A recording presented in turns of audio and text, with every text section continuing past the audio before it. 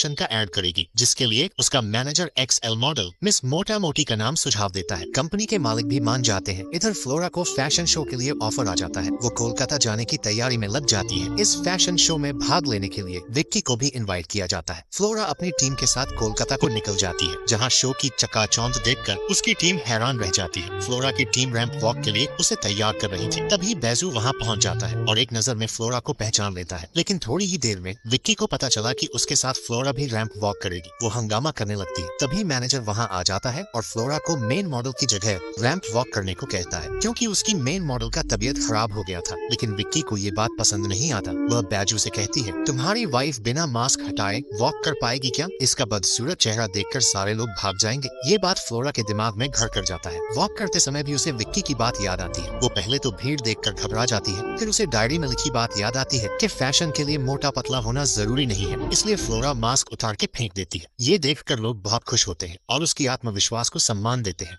ये तांत्रिक महिला कार में बैठकर मंत्रों का जाप कर रही थी। तभी एक खूंखार कुत्ता जोर जोर से भौंकने लगा और अपना सर पटककर महिला का ध्यान भटकाने की कोशिश कर रहा था। लेकिन बार बार सर पटकने से कुत्ते की जान चली जाती है। महिला ड्राइवर से कहती है, इसे यही दफन कर दो वरना पूरा गांव निकल जाएगा। कुछ वर्षों बाद इस वीरान घर को खरीदने एक क्रिश्चियन परिवार आया और पुराने मालिक का नाम हटाकर अपना नाम लगा दिया। घर के अंदर एक ऐसा भी कमरा था जो दशकों से बंद था। उन्होंने उसे भी खुलवा दिया। उन्हें नहीं पता था अनजाने में उनसे कितनी बड़ी गलती हो गई है। अगले ही दिन पूजा घर में लगी सारी तस्वीरें आश्चर्यचकित रूप से खुद ब खुद गिर गया, जिससे पूरा परिवार भयभीत हो गया। एक रात जब उसकी छोटी बेटी कमरे में पढ़ाई कर रही थी, उसे धुआं के रूप में एक साया दिखा जिसने बच्ची के शरीर पे कब्जा कर लिया और जोर जोर से कुर्सी पर झूलने लगी। ये देख उसकी माँ उसे कमरे से ले गई। रात में जब आदमी काम से घर लौट रहा था, उसकी स्कूटर खराब हो गया। तभी उसे एक आदमी लालटेन देते हुए कहता है, इसे लेकर घर चले जाओ। वह घर जा रहा था। तभी रास्ते में उसे एक अजीब आदमी मिला जो कहता है, चलो मैं तुम्हें तुम्हारे घर तक छोड़ दूं। जैसे ही आदमी ने बताया कि यही मेरा घर है, अनजान आदमी झट से गायब हो गया। डेबी की आत्मा मृत्युलोक में फंस चुका था। डाउसी चिल्लाकर उसे वहां से निकलने को कहता है, लेकिन डेबी का शरीर अब उसके वश में नहीं था। डाउसी अपने मंत्र की सहायता से किसी तरह से डेबी को मृत्युलोक से निकाल लेता है। तभी वो देखते हैं सैम के साथ मृत्युलोक में और दो जुड़वे भाई की आत्मा फंसी थी। पता चला कि कुछ दिन पहले ही श्रीनिवासन की एक बिल्डिंग से गिरने से मौत हो गई थी और उसकी आत्मा भटकते हुए मृत्युलोक पहुंच गया था। उसके जिंदा होने का कारण उसका बड़ा भाई रघु था। दोनों एक साथ पैदा हुए और एक साथ ही मरना था। लेकिन रघु 50 माले की बिल्डिंग से गिरने के बाद भी बच गया, क्योंकि नीचे जाली लगा हुआ था। इसीलिए श्रीनिवासन भी मर के जिंदा था। शैतान दोनों भाई को निगल जाना चाहता था, लेकिन नियति को ये मंजूर नहीं था। डेबी के ससुर दाउसी की मदद से श्रीनिवासन को बचाना चाहते थे। वो बताते हैं, तुम लोग दोनों भाई एक ही परमाणु से बने हो, एक साथ दुनिया में आए हो और साथ ही दुनिया से जाओगे। डेबी उसके मौत का रहस्य जानने के लिए शापित बिल्डिंग में जाती है, जहाँ से मौत का तांडव की शुरुआत हुआ था। Subscribe for the next part.